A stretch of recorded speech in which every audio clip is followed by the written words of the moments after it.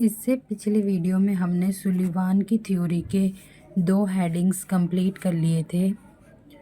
जो 2 हेडिंग्स थे वो थे डायनेमिक्स ऑफ पर्सनैलिटी और एंड्यूरिंग एस्पेक्ट्स ऑफ पर्सनैलिटी।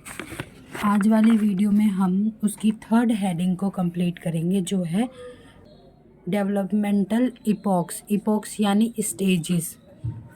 जैसे दूसरी डेवलपमेंटल स्टेजेस वाली थ्योरी है ना, उसी की तरह ये भी थ्योरी है, बस इन्होंने स्टेजेस को इपॉक्स बोला है। फ्रॉइड और सुलिवान के थ्योरी में एक सिमिलैरिटी ये भी है, दोनों मानते हैं कि बचपन के जो एक्सपीरियंस है वो काफ़ी हद तक हमारी अडल्ट पर्सनैलिटी को शेप करती है। मतलब जो आज हमारी पर्सनैलिटी है वो कहीं ना कहीं हमारे बचपन के एक्सपीरियंस से जुड़ी हुई है। और डिफरेंस ये है उन दोनों की थ्योरी में कि सुलिवान मानते थे कि पर्सनैलिटी एडोलसेंस एज में भी डेवलप हो सकती है और अडल्टहुड में भी डेवलप हो सकती है, लेकिन जो सिगमंड फ्रॉइड थे वो मानते थे कि जो पर्सनैलिटी है वो बचपन से ही शेप होना शुरू हो जाती है, डेवलप होना शुरू हो जाती है।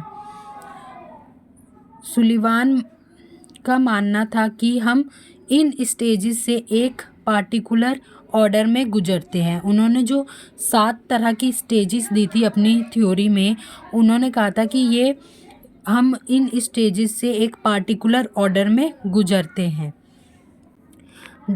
तो उनके स्टेजेस को देखते हैं। पहला स्टेज है इन्फेंसी, जो बर्थ से लेके 1 ईयर तक होता है। इसमें बच्चा डेवलप्ड होना शुरू हो जाता है, मतलब बच्चों का डेवलपमेंटल प्रोसेस शुरू हो जाता है। सेकंड स्टेज है चाइल्डहुड का, जो 1 साल से लेकर 5 साल तक रहता है। इस स्टेज में बच्चे का स्पीच डेवलप होता है और कम्युनिकेशन इम्प्रूव होती है। थर्ड स्टेज है जुवेनाइल एज, जो 6 साल से 8 साल तक होता है। इस स्टेज में बच्चों को प्लेमेट्स की ज़रूरत होती है जिनके साथ वो खेल सकते हैं, और इसी एज में बच्चा सोशलाइजेशन भी सीखता है।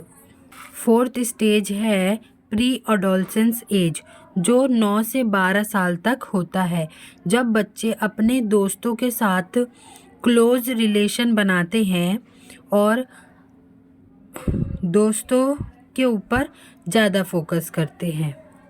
मतलब वो अपने सेम एज वाले, सेम जेंडर वाले दोस्त बनाते हैं और अपने दोस्तों के ऊपर ज़्यादा फोकस करते हैं, मतलब उनके साथ खेलना, बैठना, बातें करना, इस एज में वो लोग ज़्यादा करते हैं।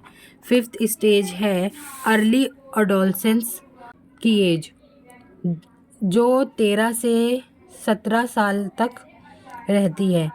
इसमें उनका फोकस सेक्सुअल डिज़ायर्स की तरफ बढ़ जाता है और अपने अपोजिट सेक्स जेंडर की तरफ अट्रैक्ट होने शुरू हो जाते हैं।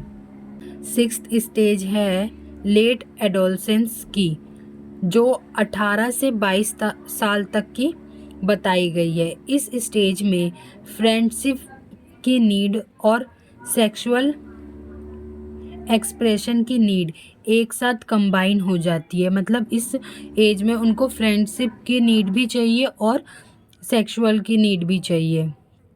इस स्टेज में वो रिलेशनशिप को प्राइमरी फोकस बना लेते हैं, और इस स्टेज में जो माता पिता के कंट्रोल और सेल्फ एक्सपीरियंस के बीच कन्फ्लिक्ट होता है वो भी आ जाता है। मतलब कि इस स्टेज में माता पिता के जो प्रेशर होते हैं उसके बीच में, और अपने आप के नाम बनाना हो, मतलब कि हमें खुद की पहचान बनानी है, इसके बीच में वो कन्फ्लिक्ट होता है उसके माइंड में।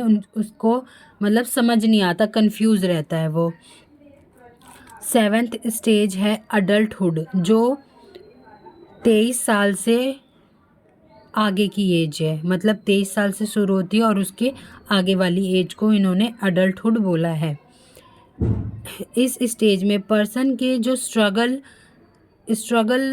प्रोसेस थे उसके अंदर और भी चीज़ें शामिल हो जाती है, जैसे फाइनेंशियल सिक्योरिटी, करियर, फैमिली, ये सब। पहले क्या था, पहले उसकी कन्फ्लिक्ट जो थी, जो स्ट्रगल था, वो उसके माता पिता की बात सुनना, उनके कंट्रोल में रहना, अपनी पहचान बनाना, ये उसका स्ट्रगल था। और आगे जब वो अडल्टहुड में आ जाता है तो उसकी अडल्टहुड में और भी ज़्यादा स्ट्रगल जुड़ जाते हैं, फाइनल सिक्योरिटी की, फैमिली की, फ्रेंड्स की, करियर की, उनको सब पे ध्यान देना होता है। अब इस थ्योरी के इवैल्यूएशन देखते हैं कि इसमें क्या ठीक था, क्या ठीक नहीं था। इन्होंने अपनी थ्योरी में सोशल इन्फ्लुएंस पर ज़्यादा फोकस किया और बायोलॉजिकल पर कम फोकस किया। इनका मानना था कि बच्चे जो होते हैं, मतलब जो पर्सनैलिटी होती है, वो दो लोगों के इंटरेक्ट होने पे बनती है, ना कि उसके खुद के बेसिस पर बनती है। मतलब बायोलॉजिकल फैक्टर्स को इन्होंने कम फोकस किया और इन्वायरमेंटल फैक्टर्स पे इन्होंने ज़्यादा फोकस किया। इस थ्योरी ने ज़्यादा पॉपुलैरिटी हासिल नहीं की। इसके अलावा इस थ्योरी ने डिटरमाइंड्स पर ज़्यादा फोकस किया और फ्री चॉइस, ऑप्टिमिज़म्स और इन सब फैक्टर्स पे कम फोकस किया।